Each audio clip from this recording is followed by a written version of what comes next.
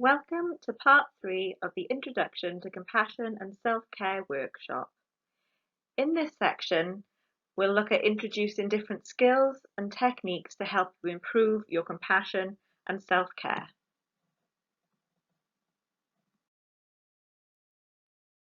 Mindfulness is the awareness that emerges through paying attention on purpose in the present moment and being non-judgmental to the unfolding of experience moment by moment. Mindfulness involves holding the attitude of observant curiosity with acceptance of what arises. This slide shows our mindful brain. Here, we are mindful and aware of when our old brain or our new brain kicks in and perhaps makes things difficult for us. This is the opposite of the previous slide, which showed our threat brain. Here, we are mindful of what our brains are doing and compassionate to ourselves when the old brain kicks in. This helps us to approach situations with compassion. Here we have the interactive flow of compassion that shows to be compassionate or to have a compassionate self, we must have self-compassion, compassion to others, and compassion from others. Being compassionate can have a lot of benefits. Even if it is not easy, if we are less stressed, we are more able to tune in, not just to others, but also to ourselves and our own needs. It is a virtuous circle of compassion, and the concepts of kindly awareness and mindfulness practice enhance these skills and establish huge self-benefits. It's important to point out here that self-compassion is a part of this virtuous circle. The more we develop self-compassion, the more capable we are to give and receive compassion from others. However, each has its own facilitators and inhibitors, which we'll see on the next slide. We will all experience barriers or personal blocks to showing compassion and self-compassion. These blocks may be external, such as having a busy workload and so feeling we have no time for compassion.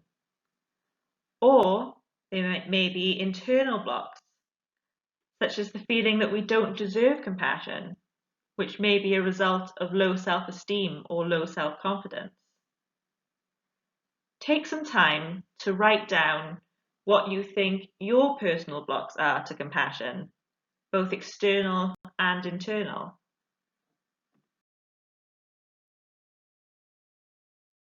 So why should we enhance our own well-being?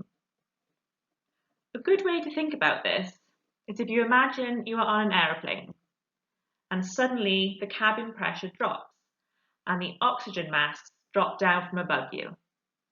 Who are you supposed to put the oxygen mask on first? Yourself or the person sitting next to you? The answer is yourself, as if you are not receiving enough oxygen, then you won't be able to help the person next to you. This is the same when it comes to compassion. We are better able to be compassionate if we look after ourselves. Throughout this workshop, we have discussed how we can all benefit from nurturing compassion. Especially as NHS staff, we all do very difficult jobs, which are often stressful. Looking after our own well-being and showing self-compassion could help to reduce burnout.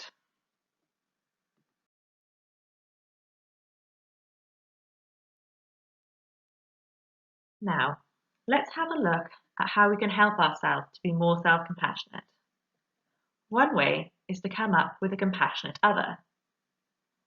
The compassionate other is the identification of someone or something that is there for us when we want to receive compassion from others.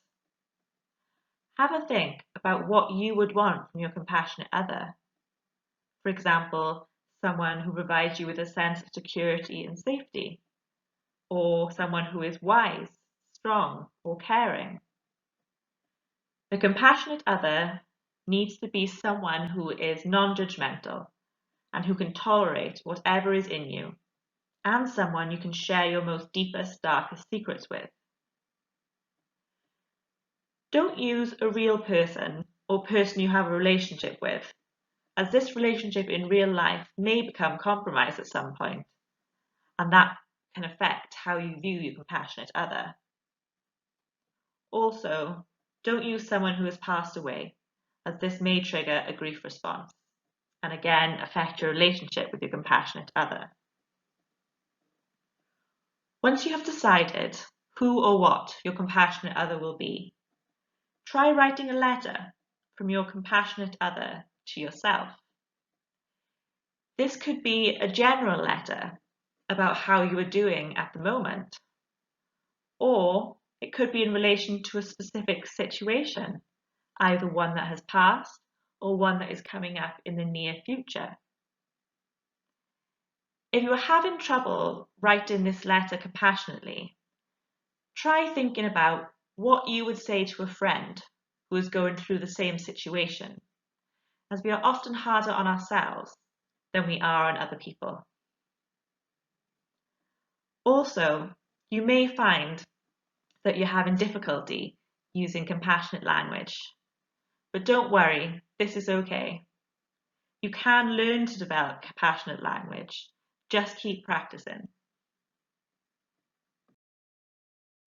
So, what next? It can be helpful to use different methods to practice relating to ourselves in a new way. Many of us have a critical, denigrating, or angry way of relating to ourselves. Compassion-focused therapy, that this workshop is based on, is interested in how we can cultivate a new way, a compassionate, caring, affiliative way with ourselves. On this slide, there are some techniques and resources that you can use to help with this. Have a go and find out which ones work best for you. One idea is a thought record. The way we think affects how we feel and how we behave. But human beings have tens of thousands of thoughts a day, so it's understandable that we're not always aware of what we're thinking or what thoughts we're having. Using a thought record can help us raise awareness of our thoughts and identify the thoughts that are affecting our feelings and our behaviour in certain situations. The Centre for Clinical Interventions website provides self-help workbooks on a range of mental health and wellbeing topics. These workbooks are based on cognitive behaviour therapy and provide tips and techniques to help you cope and manage better with how you are feeling. The link for this website is on the next slide. If you'd like to find out more about compassion or compassion-focused therapy, there are a number of books written by Paul Gilbert, for example, The Compassionate Mind. Mindfulness is a big part of compassion-focused therapy. If you'd like to find out more about mindfulness and its practices, there are links for this on the next slide.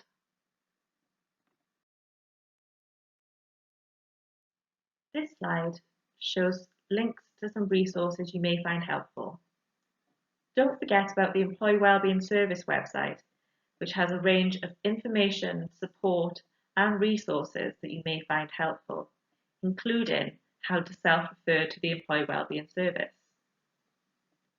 Thank you for listening. We hope you found this workshop helpful.